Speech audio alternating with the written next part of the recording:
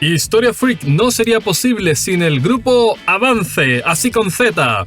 Desarrollo de sistemas, equipamiento tecnológico, videovigilancia, marketing y diseño, asesoría tecnológica, outsourcing de tecnologías de información, telemetría y videoanalítica.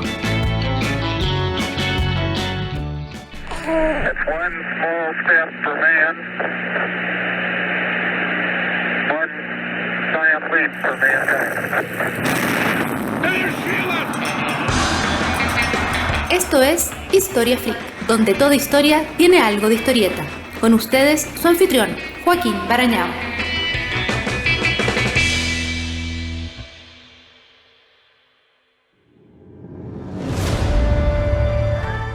Si usted es una persona con buen gusto y escucha el podcast adecuado, recordará del episodio 17 que durante la Baja Edad Media, en China no mandaban los chinos. No pues, mandaba la dinastía Yuan, conformada por descendientes de los mongoles que terminaron de conquistar el país bajo el mando de Kublai Khan a lo largo del siglo XIII.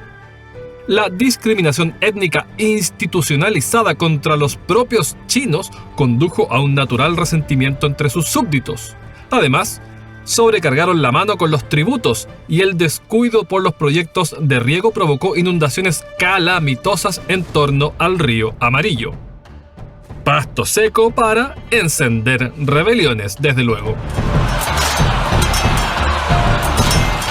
La primera revuelta estalló entre la muchedumbre de campesinos convocados a reparar los diques del río Amarillo.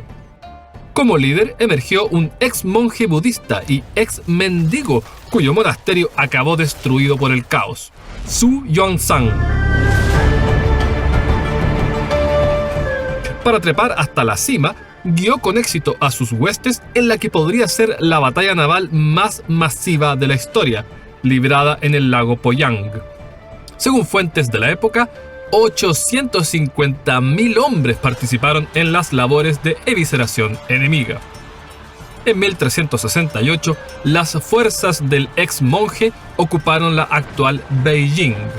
El otrora seguidor del Buda y su camino de renuncia a los deseos, proclamó para sí mandato del cielo y se autoasignó el trono más deseable de todos. Adoptó Hongwu como título nobiliario y dio inicio a la dinastía Ming.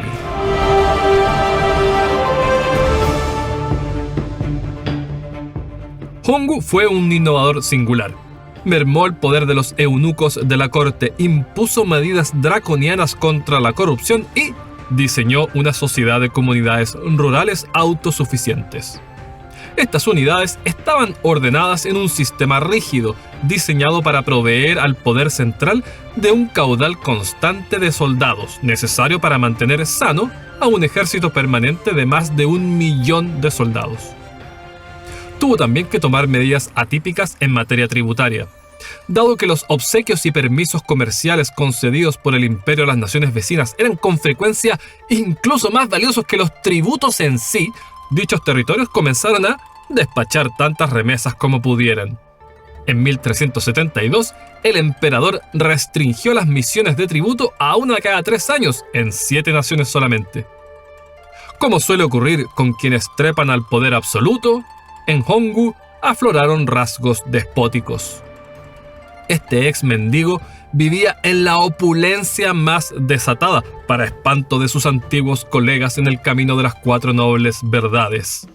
Los registros de 1393 arrojan 15.000 hojas perfumadas de papel higiénico solo para la familia imperial. Porque sí, pues, a los chinos les celebramos la invención de la pólvora y la brújula, pero pocos se detienen en el papel higiénico, que en Occidente solo apareció a escala industrial en 1857. Hongwu creó además un ejemplo temprano de policía secreta, la Jinjiwei, o guardia del uniformado bordado. Recibía órdenes directas del emperador y estaba dotada de capacidad de anular procesos judiciales. Gozaba de plena autonomía para arrestar, interrogar, detener sin juicio y sancionar sin debido proceso. Fueron proscritos los elementos bárbaros, es decir, mongoles, tales como ropa y nombres. Dado que no existía una definición nítida de qué calificaba en dicha categoría, la aplicación práctica de cada caso quedó delegada al capricho del emperador.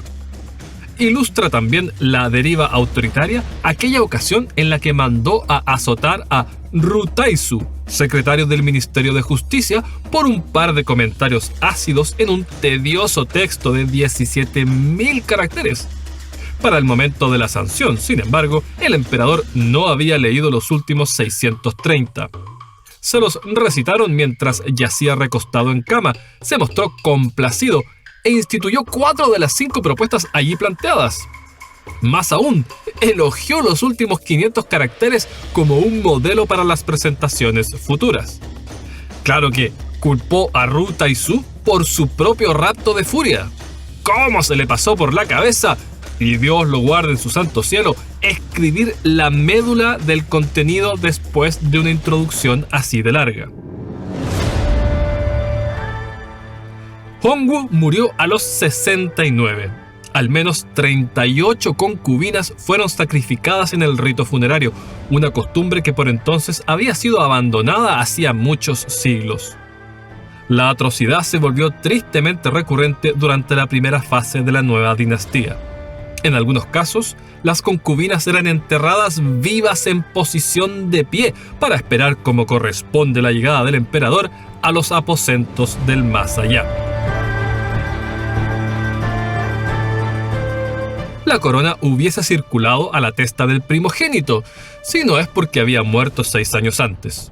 Lo curioso es que Hongwu decidió nominar a un nieto, hijo de ese primogénito fallecido, en lugar de seleccionar a otro de entre sus propios hijos. El nieto en cuestión asumió como Yanwen a los 10 años. Su intento por restringir el poder de sus tíos insatisfechos fue la mecha para un levantamiento que estalló con todo en 1399.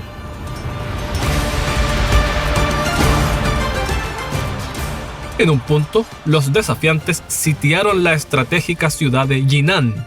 Ante los cañonazos, los defensores colocaron en lo alto de las murallas placas con el nombre de Hongwu. El líder de los atacantes no iba a ultrajar así la imagen de su propio padre y no le quedó otra que suspender el bombardeo. Fue solo un contratiempo temporal, porque el crío fue derrotado y uno de sus tíos, Yongle, tomó las riendas del carro Ming.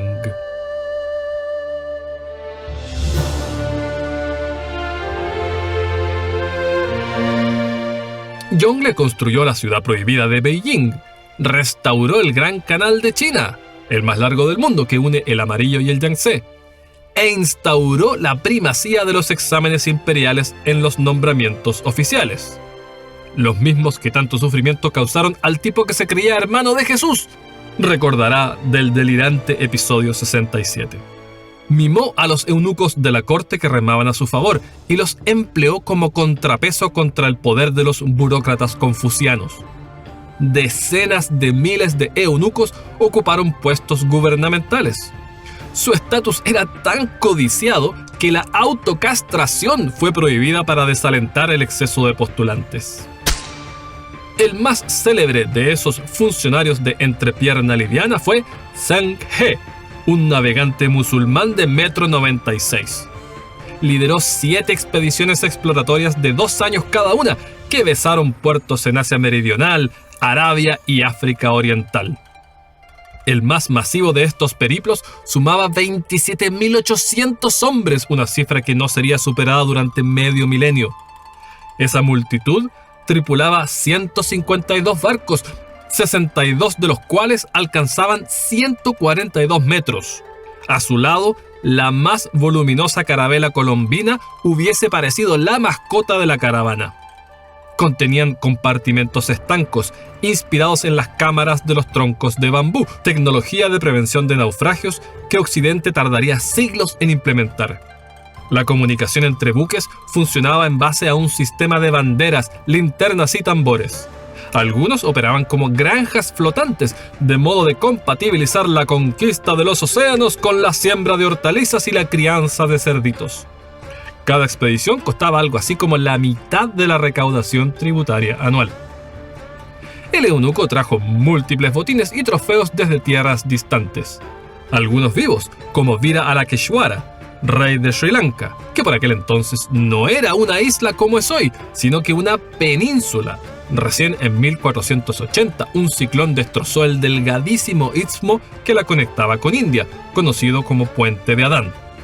El caso es que este rey fue capturado y enviado ante el emperador en calidad de cautivo para disculparse en persona por las ofensas contra la expedición. Otra pieza del botín fue la primera jirafa jamás vista en China, en palabras de Shen Du, calígrafo y poeta de la corte. Cuerpo de ciervo y cola de buey, y un cuerno carnoso y deshuesado, con puntos luminosos como una nube roja o una niebla violeta. Sus pezuñas no pisan a los seres vivos, sus ojos vagan sin cesar, todos están encantados con ella. Hacia el oriente, el alcance fue mucho más acotado. No asomaron las narices más allá de Filipinas y se farrearon la oportunidad de estupendas parcelas americanas con vista al mar. La ruta desde China a América fue abierta antes por europeos que por chinos. ¿Y por qué? Mire, puede haber influido la creencia en el Wei Lu, un hipotético punto donde los océanos fluyen de regreso a la Tierra. Allá por el siglo III a.C., Zhuangzi escribió maravillado sobre el hecho de que 10.000 ríos llegaban al mar y aún así, este nunca rebalsa. ¿Cómo podía ser? Un libro del siglo XII localizaba el Wei Lu en el mar de Vietnam, donde 3 corrientes convergen. Si un barco osaba acercarse a ese punto, allí donde el agua fluye hacia los 9 inframundos, corría el riesgo de ser destrozado por el océano. ¿Y qué sucedió con el afán marítimo en décadas sucesivas? Implosionó. Por eso dejamos de oír de los navegantes chinos. En 1424 murió Zhu Di, el emperador que patrocinaba todo esto. 16 de sus concubinas fueron forzadas a quitarse la vida o ahorcadas y luego enterradas con él. 9 años después, el que expiró fue Zheng He. Extintos los motores principales, se impuso la influencia confucionista, representada por ministros que despreciaban el mundo exterior y toda cultura extranjera. China optó por aislarse. Los registros de Zheng He fueron quemados en la década de 1470 y en 1500 se volvió ofensa capital construir un barco con más de 2 mástiles. Medio siglo después, ya era un crimen echarse a la mar en uno. Cuando Vasco da Gama arribó a India, era ya tanto el tiempo transcurrido que lo único que logró oír fueron los ecos de estas hazañas. Un cúmulo de relatos vagos, oxidados por el paso de las generaciones, que hablaban de visitantes misteriosos con barbas extrañas y barcos increíbles. El mundo, y en especial América, sería un lugar muy distinto si en China la curiosidad se hubiese impuesto por sobre la cautela.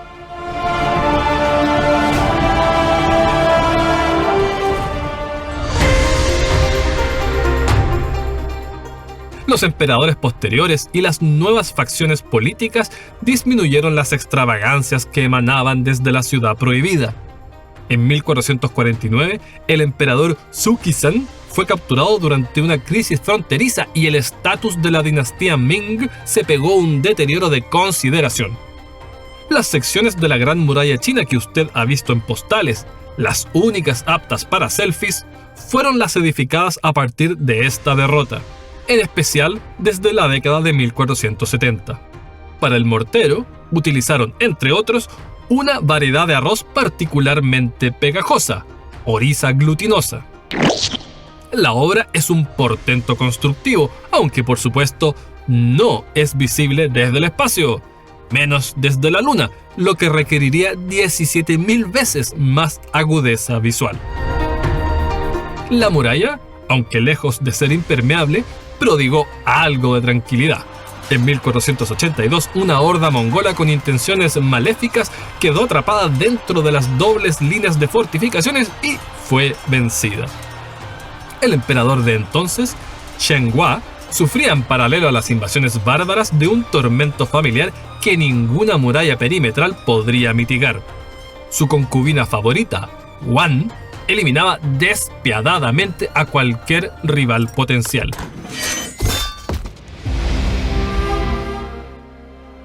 Toda consorte embarazada corría especial peligro. Una decidió parir en la clandestinidad y Shenhua se enteró de la existencia del mocoso cuando tenía ya 5 años. Apenas un mes después de la aparición de esta amenaza para Wan, la madre murió en circunstancias requete sospechosas. A partir de entonces, la seguridad del niño fue supervisada por su abuela. Es de suponer que de algo sirvió, porque sí logró llegar a adulto en una pieza y se encaramó al trono a los 17 con el nombre de Hongxi. De modo espectacularmente inusual para ese espacio-tiempo, le era fiel a su emperatriz y prescindía de concubinas, quizás por el hecho de que su madre fue, al parecer, asesinada por una. Es el único emperador monógamo en los milenios de la China unificada. El recato sexual de Hongxi fue solo una de sus excentricidades. Otra, el papel higiénico de seda. Se dice que el emperador descubrió que las doncellas de palacio recogían el papel manchado con sus excreciones cotidianas para manufacturar cortinas. El hallazgo llevó a Hongxi a caer en cuenta de la magnitud de su frivolidad y canceló el servicio. Como nunca es posible dejar contento a todo el mundo, los funcionarios de Sichuan se quejaron del desempleo que su austeridad anal ocasionó entre los productores de gusanos de seda del lugar. En respuesta, la suavidad suprema volvió a asear las imperiales posaderas. Mientras Hongxi manifestaba estas peculiaridades, el poderío de la armada imperial continuaba su tobogán descendente. En 1503, ya una pobre sombra de los años de Zheng He, alcanzó 1/10 del tamaño del siglo XV. Hongxi fue sucedido por su hijo, Zheng De. Fue él quien vio llegar a los primeros navegantes portugueses y por ahí aparece alguna repetición del episodio 31. Cuando Hongxi no estaba ocupado cazando tigres o follando con alguna de las concubinas de su absurdamente sobrepoblado harem, se lo podía encontrar en el distrito comercial simulado que mandó a construir dentro de su palacio. Sus ministros, eunucos, soldados y sirvientes debían vestir y actuar como comerciantes o vendedores ambulantes, mientras él se paseaba simulando ser un plebeyo. Aun cuando para los ministros era degradante, si el emperador notaba desgano o mala cara, corrían el riesgo de ser castigados o cesados de sus cargos. Parecido a la aldea de la reina, que María Antonieta mandó a edificar en Versalles para sentirse pastora, esa que vimos en el episodio 70. El distanciamiento excesivo del ciudadano común le debe haber hecho sentir a ambos algo muy similar a lo que experimentaba Michael Jackson, quien hizo en esencia lo mismo. Cerró un supermercado completo y contrató clientes falsos para vivir la experiencia de comprar como una persona normal. It was a lot of fun. It gave me a chance to see in my way kind of what the real world is like, even though it wasn't the real thing.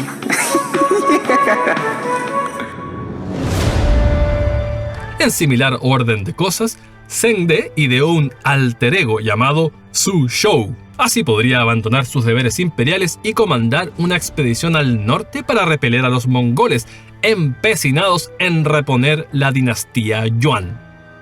Más nocivo fue cuando Zheng De prohibió la crianza de cerdos porque el nombre del animal en chino sonaba parecido a su apellido.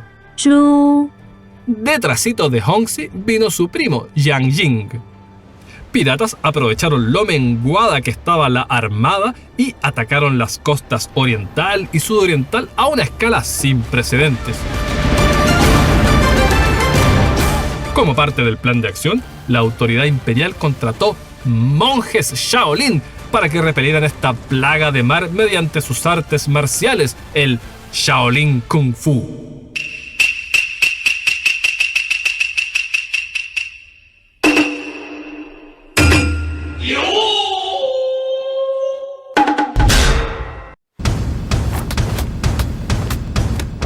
En la batalla de Wenyagang, 120 monjes les pasaron por encima a los piratas y persiguieron durante 10 días a los sobrevivientes hasta matar hasta el último de ellos. Durante la segunda mitad del siglo XVI e inicios del XVII, la dinastía Ming hacía agua. El último emperador en experimentarlo fue Xiongzhen, hermano de su predecesor.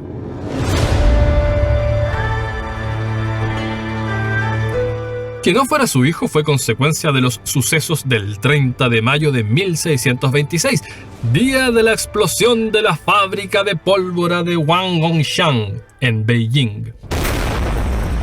Una hecatombe tan apocalíptica que unos 4 kilómetros cuadrados de la ciudad quedaron pulverizados y murieron en el acto unas 20.000 personas, entre ellas el heredero. Xiongzhen recibió una patata caliente. La persistente sequía y la hambruna acentuadas por la pequeña edad del hielo precipitaron rebeliones domésticas. En 1644, las tropas se encontraron como sándwich en la Gran Muralla, con manchúes hostiles por fuera y rebeldes por dentro. Sin mucha más opción, el general Wu Sangui ordenó abrir las puertas y dejar entrar al vendaval manchú. Xiongzhen se ahorcó de un árbol. Adiós, venerables jarrones. Bienvenida a la dinastía Qing. Esto que cuento en un nanopárrafo fue en realidad el fin de un proceso extremadamente largo y todavía más sangriento. Con quizás 25 millones de almas arrebatadas, este podría ser el cuarto conflicto más letal de la historia, superado por la Segunda Guerra Mundial, la carnicería de los mongoles y las conflagraciones dinásticas chinas del siglo III. Claro que los Ming no han desaparecido del todo, y no solo porque sus jarrones siguen animando las casas de subastas del mundo entero. Sus descendientes presumen de rebosante riqueza y detentan un nivel relevante de poder sobre la China moderna, en los puestos más altos del oficialista Partido Comunista Chino, así como en varias corporaciones estatales, escuelas y sociedades. Respecto a los manchúes, pues bien, provenían de la región ubicada al norte de la península de Corea.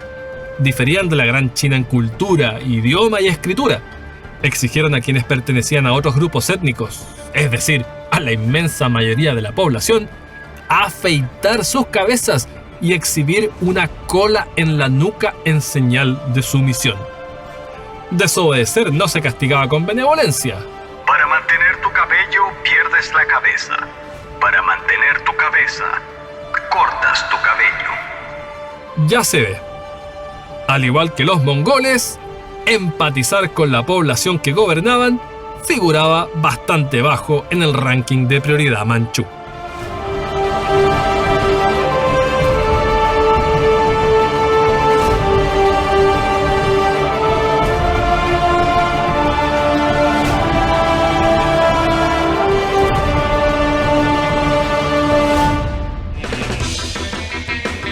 Esto fue Historia Freak, escrito y narrado por Joaquín Barañao. Postproducción, Hernán Melgarejo. Las referencias bibliográficas de este y todos los episodios en Historia Universal Freak Extendida. 2.800 páginas desde el Big Bang hasta el presente. A $9.99 en Amazon.com.